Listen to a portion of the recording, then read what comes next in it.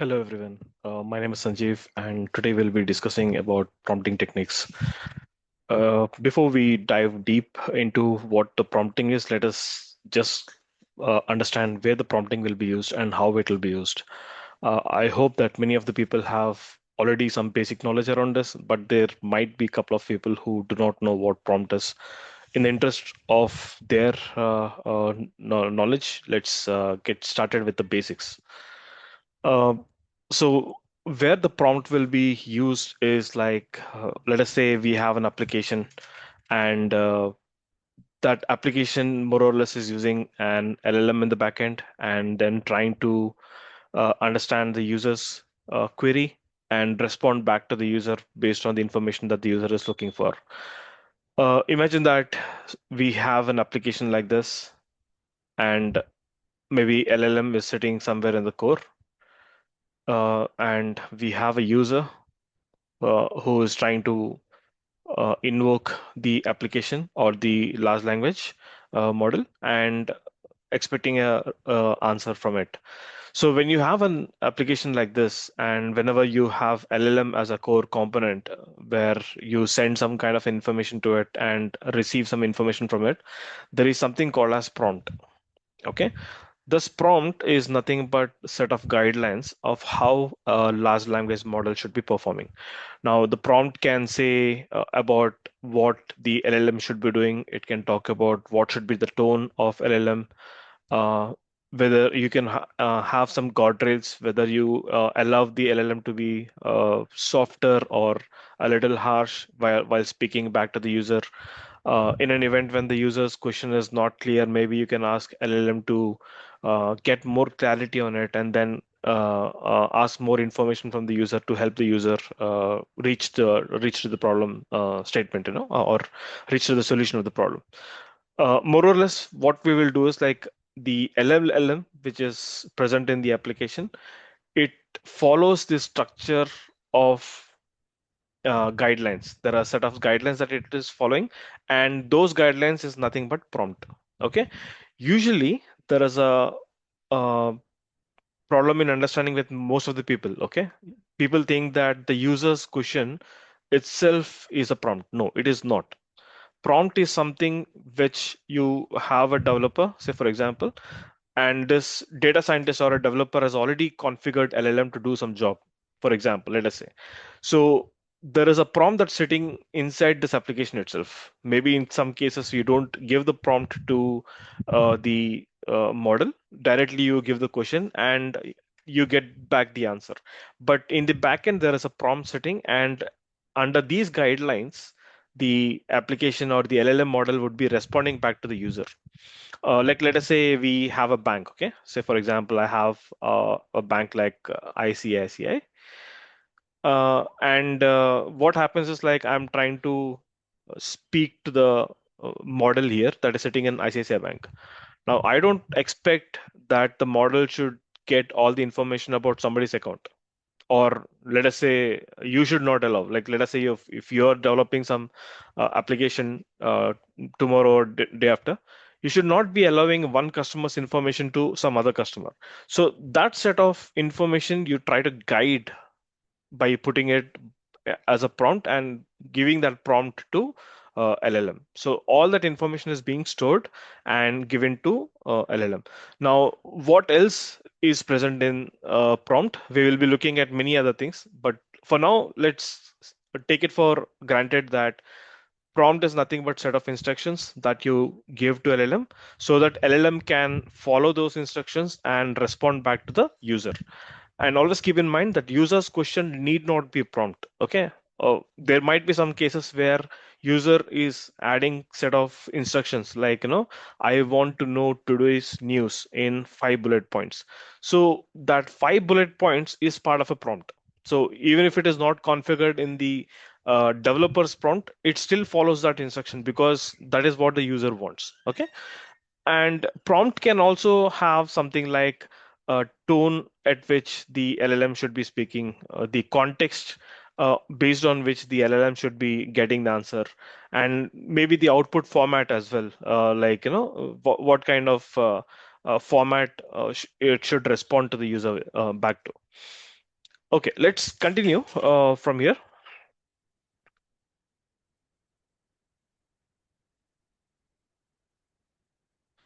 And these will be the set of topics that we will cover. We will start off with the structure and context window. We'll discuss what prompt, like what should be the structure of prompt and what is context window. And there are different types of prompting, like maybe domain specific prompting, zero shot prompting, and so on and so forth. Like these are all the uh, topics that we will be trying to cover.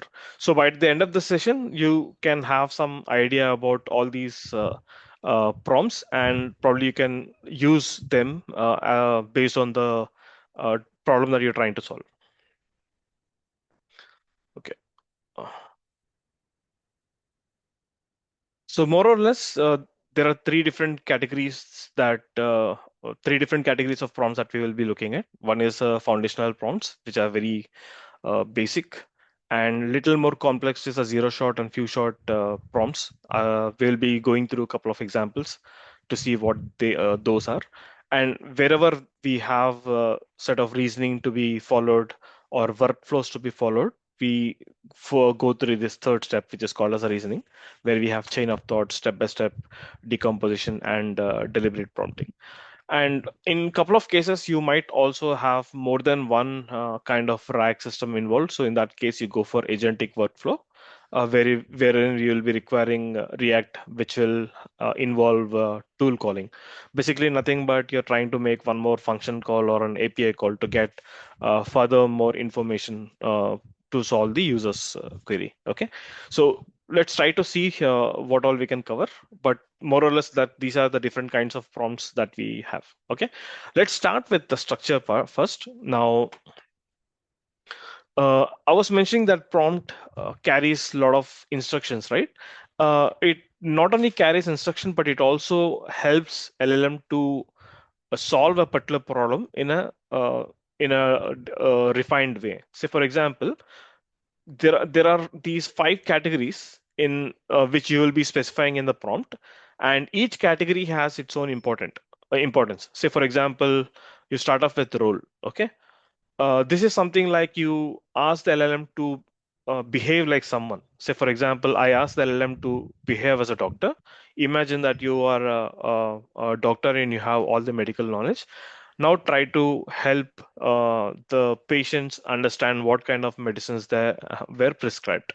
But also, you don't want LLM to be a doctor because that would be very risky. LLM, of course, cannot solve physical problems. It can help the patients understand like what is the medicine that they are having, why that particular medicine is being used, and so on and so forth. So that particular information you can ask the LLM to start off with a role, saying that you can act as someone. And after that, what is the next thing you say? What is the task it has to solve? So, for example, as I mentioned, that I want to help the patients to know what kind of medicines they are using and which medicine is used for what particular disease. So that particular part can go as a task. And context is nothing but the information that you need in order to get to the answer. So in this case, the information may not be given by the user.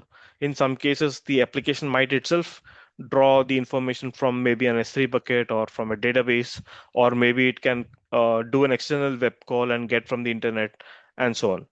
And constraints is like you want the answer to be more precise. In short, no, let us say I don't want you to come up with an essay writing thing. Maybe you give a response of 150 pages where the user itself will get boggled down. So we are using the application in such a way that it comes with a refined answer, so that the user doesn't have to spend more time looking for the answer. So constraint is like you can say, think of like I'll ask the LLM to get the response in only three bullet points, or maybe two bullet points, and give it in hardly about 100 words or 50 words. So you can put some constraints in the prompt itself. And you can also define the output. Say I want in paragraph, or I want in a JSON format, or maybe I want it only in key value pair, like what is the name, what is the age, what is a passport number, and so on. So all this information is given in prompt.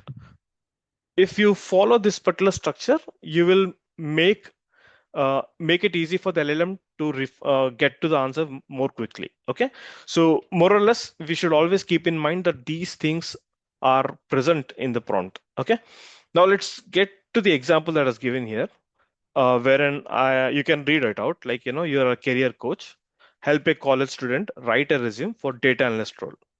Include sections for education, skills, and projects.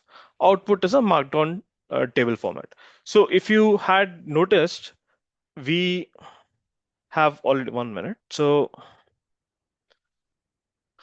you're starting with you are a career coach. Okay. So what it means, it is we are saying that the large language model should behave as a career coach. So we have defined the role. Now, what is the next task? It has to prepare a resume. So this is a task. And what is the context? We are telling the context is data analyst role. You can think that the context is not present here, which is valid. The context is we are not giving to the LLM like what happens in a data analyst role. But because the LLM is already having some prior knowledge, based on that prior knowledge, it will come up with couple of information, and in that information, it will try to respond back. And what are the constraints? We are saying that you should have in education, skills, and projects present in the CV, and also the output format should be markdown table format. So you can, whenever you work on prompting techniques, you need to make sure that you follow this kind of a structure so that your accuracy remains good. Okay, and your LLM doesn't hallucinate and get into some untowards problem which we are not trying to solve. We are trying to solve some different problem. We should not come up with a different problem because LLM is unable to do that. Okay, let's get started with the next part. Next is the context window. Now, each LLM has some bandwidth. Okay, when I speak about bandwidth, it means that it comes with some kind of a memory. Now, let us say if I have a 32 GB, what do you call 32 GB pen drive? I'm sorry. Yeah, if I have a 32 GB pen drive, I can only store the information that is lesser than 32 GB. Okay, so each LLM that is present, it has some set of memory that it can use. If you if your information, if your prompt, if the user's question, everything falls under this kind of the memory slab, only then it can respond back, or else it will lose some window. Like, like let us say if I have a file which is more than 32 GB, then I cannot store it, or it means that I have to chop the file, or only half part of the information will be given. Similarly, each model will come up with some set of tokens, which is called as a context window, and we have to respect this context window in order to get proper answers from LLM. If you want a wider context window, maybe you should take a more complex model. But as and when you keep increasing the number of tokens, you also keep increasing a couple of other problems, like maybe there is a lag in response, or the cost of the model is like the cost of the usage is getting increased. So all that things we have to keep in mind. Okay, but context window is something that each model is coming up with some kind of a memory, and we should keep everything like the prompt, user's question, context, everything within that memory limit itself. Okay, token, probably we have already discussed, but token is something like, each model, say, like let us say GPT-4. This GPT-4 is trained on a different set of data, right? When it is trained on different set of data, it is converting the data as embeddings. Now, when you convert the data as embeddings, maybe you can think of this a LLM process. There is a sentence like this. So what it will do is it will break this LLM as one token, can as one token, maybe process as one token. So in this case, it will be three tokens. So maybe in this case, a word like maximum, max can become one token, and this additional part can become another token. So it is not just a count of words. Okay, it depends upon the kind of model that we have choose for converting the text to embeddings, and based on that, you also get the respective token count. Okay, this we'll see when we are trying to supply some prompt. We can see how much token usage we have done, and based on the number of tokens that we have used, there would be a calculation of how much cost it would intend to. Okay, let's go to the next step, which is our first prompt. So this is a very base prompt, domain specific prompt, wherein we tend to give very short information to LLM and we get the answer. So it is nothing complex at all. It is very precise and short, and the response from this particular prompt is also very quick. So what we will be doing is like we will be following those five set of instructions, the parts that we have. Say for example, and we have discussed in the earlier slides, right? In the earlier slide, we have discussed about the structure. So we are going to look at role, task, context, constraints, and output. You simply provide the role and you give the task and you get the response from the LLM. But the problem with this domain specific prompting is it doesn't capture everything in one go, because you're saying that based on the information that it was trained on, it'll come back with the answer. But if you want more fine-tuned answer, then probably some cases this prompt may not work. Okay, there are a couple of examples here we are given here. So for example, if you look at this lower part, you're a certified medical coder. Based on the following discharge summary, identify the correct ICD-10 codes. Use a tabular format with columns for condition code and justification. So it is pretty straightforward. So you're saying that there is a medical coder part, and what I mean by medical coder part is that you're asking the LLM to think that it is a medical coder, and because it is a medical coder, it will come back, it will have some kind of information on this medical coding part. Okay. And what it will do is like whichever data that is given by the end user, it will try to get the ICD-10 codes on the given information, and it will come back with a tabular format.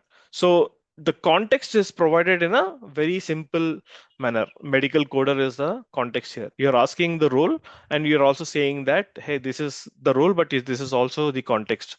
And based on the given discharge summary, come up with ICD-10 codes.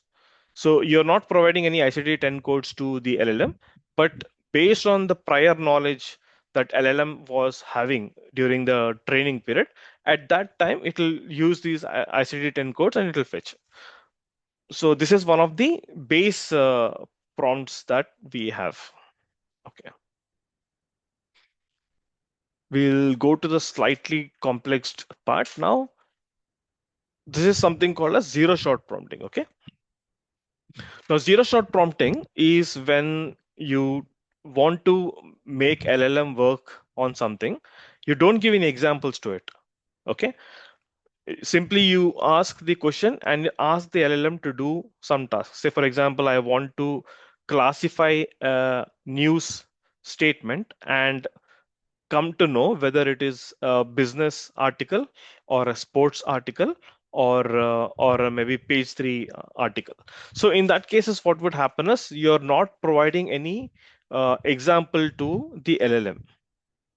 Okay, you're just giving one statement, and based on the statement, you want to see what is the classification it might belong to, whether it is sports or business or maybe some other article. Okay, so without giving any examples, the LLM is trying to respond back with some kind of an answer.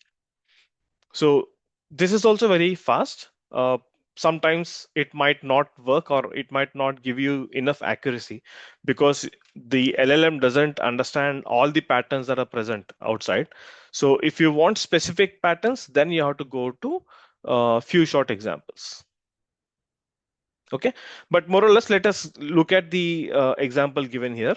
So Explain the concept of overfitting in simple terms suitable for beginner.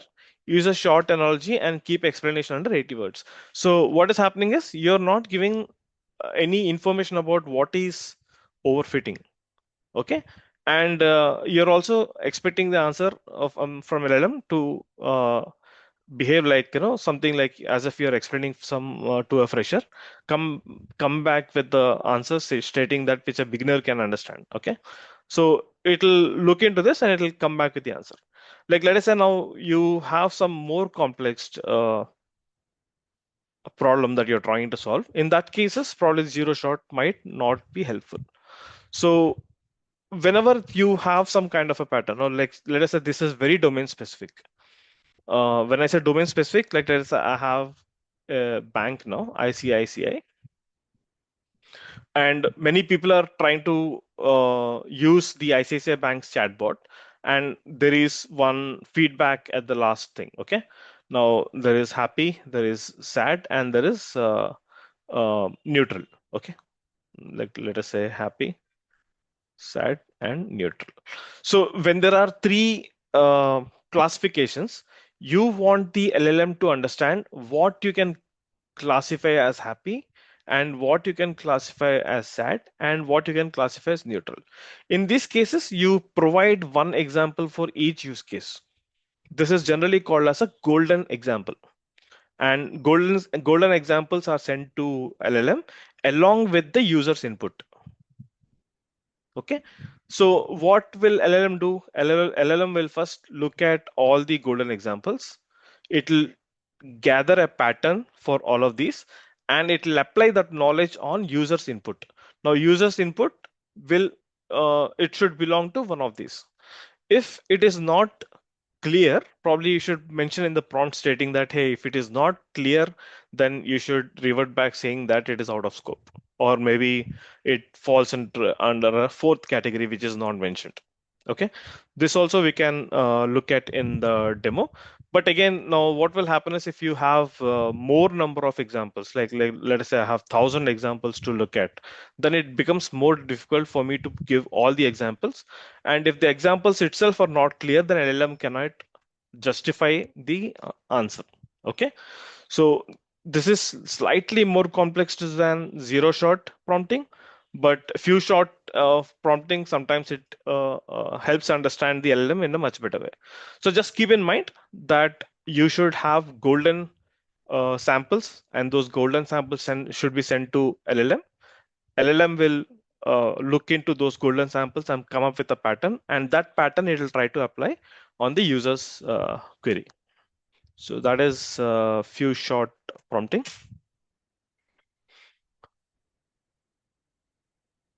Okay, so far we have covered only the base prompting. Okay, now let us say there is a use case where you want the LLM to not directly achieve an answer. You want LLM to solve step by step, like, step one, do this, step two, do this, and step three, do something else, and then achieve the answer. So whenever there is more than one step of logic that LLM has to follow, then you have to specify through chain of thought prompting. Usually, ideally, what it is doing is it is breaking a bigger chunk of problem into smaller chunks and in a periodic way. So it will do first step, it will do something, then it will do the second step, and then it will go to the third step, and then finally it will come to the answer. So this is where you have something like reasoning getting involved when you try to solve some logic or math, or you're trying to plan something. Wherever there is multi-step involved, then you go for chain of thought prompting. And you can see at this particular example where where we have like a shop sells pencils at 5 rupees each. Rohan buys 3 pencils and gives the shopkeeper 20. Explain step by step how much change he should get. So what it'll do is like it'll look at each pencil cost. What is the number of pencils bought by Rohan? How much money did Rohan give to shopkeeper? And then it'll come up with the answer. So it is gonna do step by step approach. Now let us see the next thing, which is step by step decomposition. This is also very similar to chain of thought prompting, except that it doesn't solve something. Okay, it just tries to, you try to mention in the prompt itself, saying that step one you should do this, step two you should do this, and step three do something else. What is a major difference? In the previous chain of thoughts, it was LLM which was deciding what should be the workflow. Hey, I'll be calculating this part first, then this part and this part. But in the case of step by step approach, the user is specifying what LLM should do as step one, what LLM should do as step two. Okay, so the control is more on the user, not on the LLM. In chain of thoughts, it is the LLM which is deciding what should go on step one and what should go on step two. But in the step by step decomposition, it is the user who is going to specify what LLM should be doing as step one. So if you look at this example, break down the solution into clear steps, restate the problem in your own words, identify the input and output, propose a plan with 3 to 5 steps, and execute the plan. So every step, the user is asking the LLM to do some task. Okay. And one more example, like we will solve this task step by step. List the key learning objectives for a 3-hour Gen AI workshop for college students in India. Based on the objectives, propose a high level agenda with time splits. For each agenda, suggest an activity or demo idea. Okay, so this is what we are doing. It's pretty simple. Now, only thing is that how we are structuring this prompt is the difference that we will see. Okay, so I have given a differences here for step by step and chain of thoughts. So chain of thought is something like think out loud, and decomposition is like follow this plan. So think out loud is like you're giving the LLM to think and come up with its own solution. But in the decomposition, you're asking the LLM to follow a structure, follow a path, and based on that path, it will try to achieve the answer. You can go through if required, but more or less that's the thing. The main difference between chain of thoughts and step-by-step decomposition. Next is deliberate prompting. So deliberate prompting is a technique where you explicitly instruct the model to slow down. Now, all this time, you do not mention at what speed the LLM should respond. You're just giving the context. Based on the context, it is trying to find out the solution in step-by-step approach.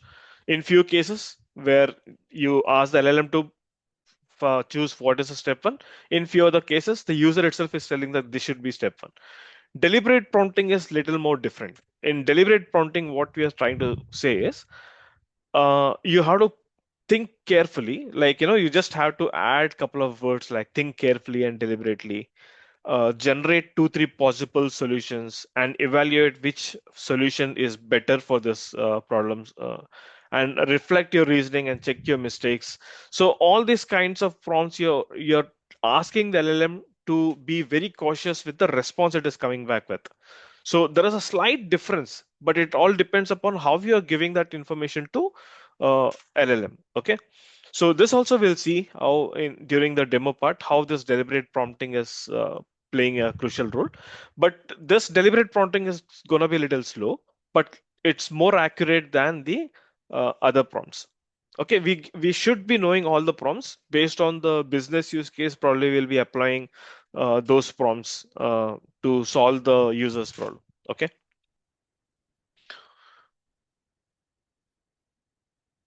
Okay. Now these three, like we have discussed about three reasoning prompts, right? Think out loud, follow this plan, think carefully, and choose the best answer. Just keep this in mind, okay? When this chain of thoughts is where the user is allowing LLM to choose what is the steps to follow. Decomposition is where user defines that LLM should be constrained to follow this as step one or this as step two or something as step three. Okay. And deliberate is like you're asking the LLM to choose, like come up with 3 or 4 answers and make LLM should evaluate which of these answers is more good or accurate for completing the task. Okay. So that is where the deliberate decomposition and chain of thoughts are having a difference. Next is React prompting. React prompting is somewhere when you have a dependency to collect some information from outside source. Now, the outside source can be a function call, it can be an API call, or it can be a different drag. All these can be a different set of informations. So LLM will decide whether it has to fetch some information from this and add that information that is provided by these things to the context, and it'll look for the refined answer. So whenever you have, of course, even this will have reasoning steps, but only thing is that it has something called as tool calls. Okay, just keep this in mind. Whenever there is a requirement to do a web search or an API call or a function call or a different rack call, then you can go with the React prompting. So what you will be doing is like you will be providing couple of functions to the LLM and say like if you want to get some information, use this function, or if you want to get a different set of information, use a different set of function. Now let us say I can talk about location, Hyderabad. Okay, for location I have function one, or 1 minute. Yeah, for location I have function one. This will talk about any city, like let us say it will talk about Hyderabad or Mumbai or Chennai, something like this. And there is function two, which will talk about stocks. You provide any stock that you want, it will talk about that stock. And you have an LLM, and in this instructions of LLM, you say that if the user is asking about a city, make a call to function one, get the information. If the user is asking about stock, make a call to function to get the information, and you give this information back to the user. Okay, so this is when you have React prompting. So whenever there is a tool call that is coming into picture, or an API call, you should always switch to this React prompt. Okay, the next is multi-turn prompt. It is also similar where you have a set of workflows to follow, and this can also have you know something like defined workflows, something like human workflows, where you at each step you're doing some task, and when you are achieve when you're done all the tasks, then you'll come up with the final answer. So ask, clarify, plan, execute, refine. So all this will be done by LLM. And finally, it will come to the answer. So what is happening is slowly you're trying to increase the complexity that is present, and then you're trying to achieve the answer. This is where how the accuracy might differ. Like, if you stick with a wrong prompt, probably the LLM might not respond back with the correct answer in every use case. So multi-turn prompt is also a workflow that is it is going to follow. Each workflow step is a specific task is being solved by the LLM. Okay, so far we have covered all the prompts. Now let us talk about how to refine a prompt. Like let us say you have a set of application. Before even you make this application live to the end user, a data scientist is trying to work on a pair of prompt and LLM, and he is going to fix whether the prompt is good enough so that the LLM can respond back with the correct answer or not. So this is the cycle itself is what the prompt optimization and iterative refinement is. So you start off with a base prompt, you see what the accuracy is. You try to test out with a different set of data, and you see if the LLM is going to respond back correctly each and every time. If there are a couple of cases where the LLM is not responding correctly, or you ask the same question and LLM is responding back with two different answers. In in first trial, it gave answer A. In second trial, it is giving answer B. So there is a lot of problem with that. So what you're going to do is like you try to slightly modify the prompt in order to make the LLM more uh, precise in where it is looking or how it is looking into the context. Okay, so this is basically a cycle of how you increase the prompt accuracy. Okay, this also we will try to look at how we are going. So what you're doing is you're starting off with a draft prompt, you're testing the output, then you're trying to evaluate. If the evaluation is fine, you try to repeat and see if it is if the accuracy remains same for n number of trials. So if the accuracy is bad, then you try to refine it, test it again, and then reach to the final prompt. After the prompt optimization and iterative refinement, there is something called as guardrail prompt. So far, we are all discussing about instructions that we are passing to the LLM, but we have never discussed what it should do in an event the user is trying to do something faulty. Or let's say I go to LLM and ask, "Hey, I have killed some person. I want to get away with the crime." So you don't expect LLM should come back and help them. Like, that is a crime, right? You're not supposed to do. You're not supposed to be a part of crime. So what it should do in those cases, it should avoid giving an answer. It should also not behave in such a way that the user can get, it should the user should not take some suggestions from LLM in those cases. So that is when you have something called as guardrail prompting. The guardrail prompting is nothing but setting the tone, and you're making sure that the security is followed. You're making sure that the protocols are followed, and you're also making sure that the LLM is not uh, giving any suggestions. Like, let us say if some person is getting very disappointed with life and is trying to use your application, so LLM should not be provoking the human to take some wrong step. Okay, so LLM should be always be friendly, no matter what. Even if the end user is getting angry, LLM should be friendly. So that is what you can set in the guardrail prompts. So how you can set is you can simply follow this, like maintain a professional and neutral tone. See, when you say neutral, it will not become biased towards one or the other person or one or the other application. Do not provide medical or legal advice. So you're making sure that the LLM doesn't, even if the LLM has the knowledge, you're making sure that LLM should not get into this kind of a question answer session. And then if you're unsure, always say I don't know based on the given information. Respond only in JSON with following keys: title, summary, tags. You're specifying the LLM should only give in this particular part. Okay, it will not deviate from this output. Do not generate violent, harmful, or unsafe content. So all this is nothing but guardrail prompting. You're trying to make your application more secure so that misuse will not be done. You can also think of like, hey, I don't LLM should not be responding back with some PI information of other customers to some different customers. So all that can be set in guardrail prompt. Okay. Uh, Now last is the RAG prompt. Uh, RAG prompt is nothing. It's also very similar. Now what RAG will generally do is you have a context that is sitting in some kind of a database or maybe a vector store.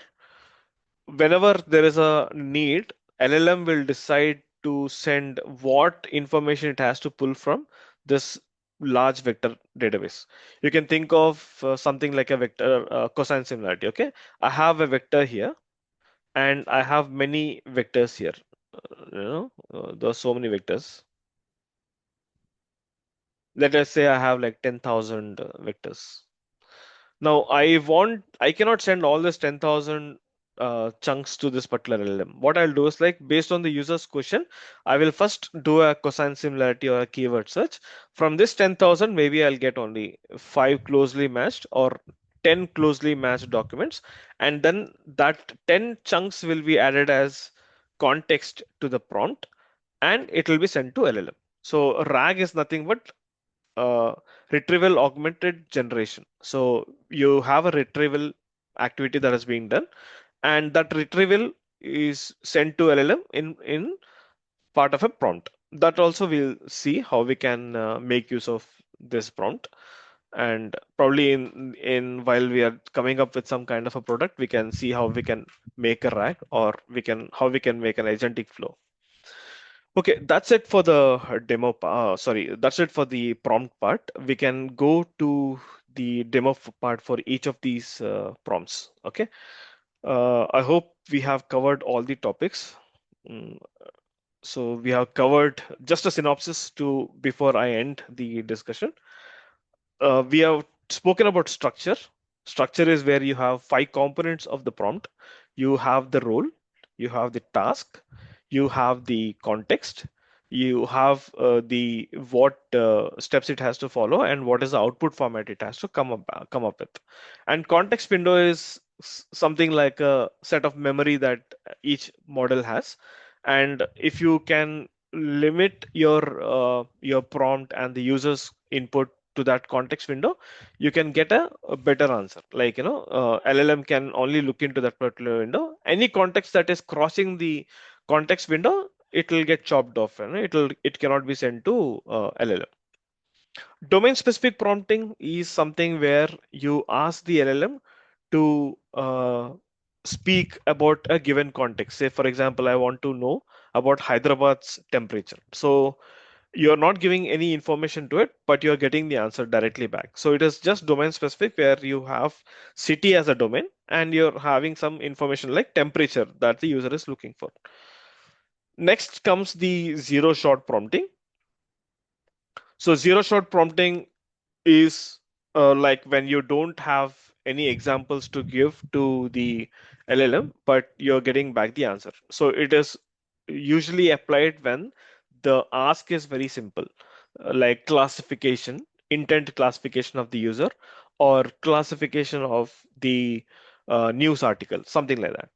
Few shot prompting is where you want the LLM to understand a particular pattern that is present in the uh, context. Say, for example, I want to know what is a neutral sentence, what is a positive sentence, and what is a negative sentence.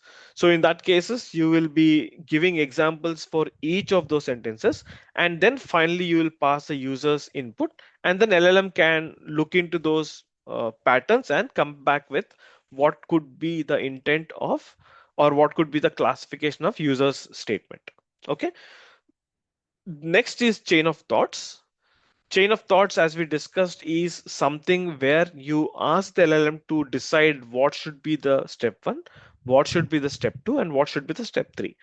LLM will decide, and then it will resolve all those steps and come to the final conclusion of resolving a task.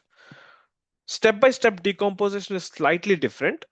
Instead of you asking the LLM to choose what is step one, you decide or you say that LLM should be doing this as step one. Say, for example, I give a loan bucket to LLM. Now, loan bucket is nothing but you have a bank form in which you have borrower's name, borrower's address, and then you have borrower's maybe a driving license or passport number. So in achieving like in sending this information to LLM, you say that in step one, try to know what is borrower's first name, what is borrower's last name, and what is borrower's all PI information that is present. Just as a loud case, okay? In step two, then you decide, hey, what is your borrower's salary? In step three, you decide what is borrower's loan request. And in step four, you decide, hey, based on the information provided, is the person eligible for loan or not? You can think of that as a step-by-step decomposition. So you're deciding what should be the workflow. Next is React prompting. Wherever you want some external information to be coming inside the prompt, that is when you'll have a tool call or a function call or an external API call. That part you will put it in as a prompt and you'll give it to LLM, and LLM will decide when to approach them. Next is multi-turn prompt design, where this also a different set of workflow. It is something more like human workflow, like how a human would achieve to solve a task. The same workflow will be given to this multi-turn prompt design. Okay. Then we discuss about prompt optimization, iterative refinement, wherein like you start off with a base prompt and then you try to slowly improve the prompt words and to see what is the output. If the output is bad, then you're trying to refine the prompt. All that cycle will be part of prompt and iterative refinement. Once the prompt is good, then you put it to life and you make the end user use that prompt to get the answers. Next is a guardrail prompt, wherever you have to deal with the security or the tone of the model, what the model should respond, what it should not respond, how it should respond. All that is part of guardrail prompting. And RAG is retrieval augmented generation that we discussed. So this would be more like it is getting a context from a vector store based on maybe a keyword search or a cosine similarity. It whatever could be the logic, it is fetching the information from a different vector store, and it is adding to the context, and it is getting to the answer. Okay, so I think we have covered most of the part. uh, we should go to the demo part now.